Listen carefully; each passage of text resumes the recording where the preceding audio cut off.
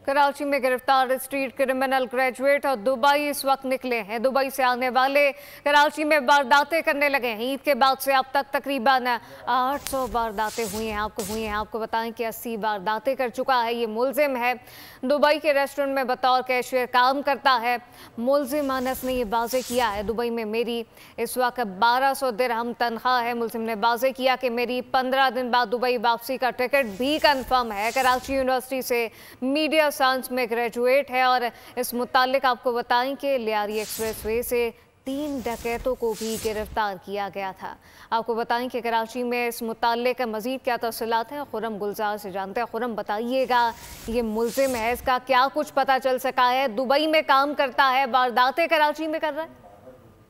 जी बिल्कुल, ये PIB colony police ने 3 मुलजिमान को गिरफ्तार किया था। इसमें एक मुलजिम अनस जो है वो ग्रेजुएट है और दुबई से आया था। 15 दिन बाद इसने दुबई वापसी जाना था। टिकट भी कंफर्म थी मुलजिम की ईद के बाद से डकैती की वारदातें शुरू करी।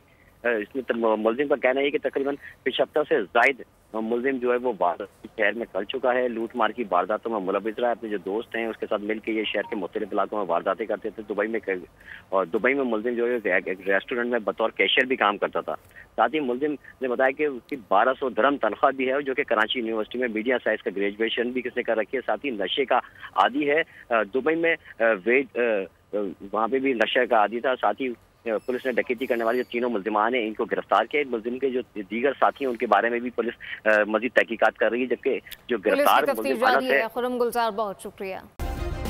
सब्सक्राइब करें और बेल दबाएं ताकि कोई खबर रह न जाए।